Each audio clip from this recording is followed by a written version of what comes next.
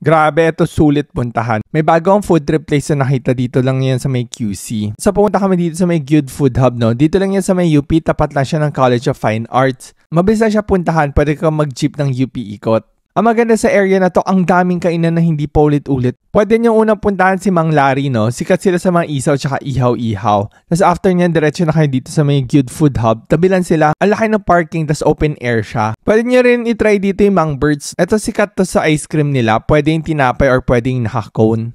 May tatlo silang flavor, yung avocado, mango at saka yung cheese. Dito lang sila sa may entrance, dun malapit sa waiting shed. Isa to sa mga OG na sorbetes kaya must try talaga siya. Isa sa must try din dito yung Rafa's Kitchen, lalo na pag mahilig kayo sa Asian food. Yung per order nila, rice meal na kasi yan, so busog ka na normally sa isang order. Pag nag-crave ka ng crunchy, try mo yung bagnet. Ang crunchy niyan, tapos sakto meron din siyang kare-kare sauce na kasama. Yung Hainanese chicken nila, yun yung must try nyo. Ang sarap ng manok, tapos ang sarap din ng sauce niya. Yan pala yung na-try ko, no? Babalik ako ulit yung mga ibang kainan next time. Yung CR pala nila dito may bayad, no?